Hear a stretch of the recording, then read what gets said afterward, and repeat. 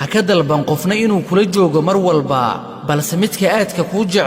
jacaylkaasi noocu doonaba ha ahaadee uma baahna inaad ka dalbato inuu la jirkaada ahaado oo uu kula joogayaa inta uu jacayl iyo ixtiraam uu ku hayo xaalad walbaba aad ku sugnaatide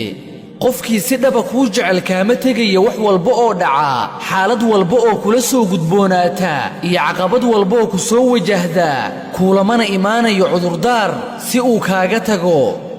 haddaba si fiican ii dhegayso walaal qofkii si dhaba kuu jecel wuxuu la dagaalamayaa dhammaan adiga dartaada wuxuu u dulqaadanayaa dhammaan duruufaha soo wajaha adiga dartaada wuxuuna dhib kasta u mari karaa si uu adiga la jirkaada u ahaado qofkii aanan ku jeclaynna wuxuu raadinayaa fursad kasta si uu kaaga tago adiga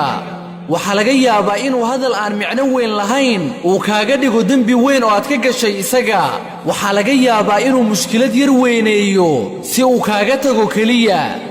badanaa waxaa wax walba kuu quuraya qofka wanaagsan ee cafinta badan qofka garanaya micnaha ixtiraamka qofka la dulqaadka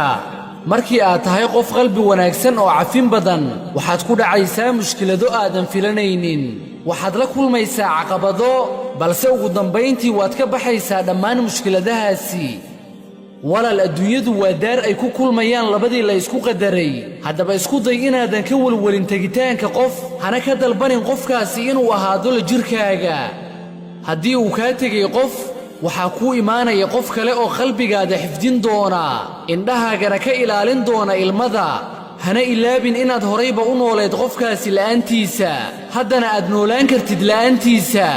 haddaba walaalkayo ugu noolow noloshaada inta ka hartay adigoo aaminsan qadarta wassalaamu calaykum waraxmatullaahi wabarakaatuh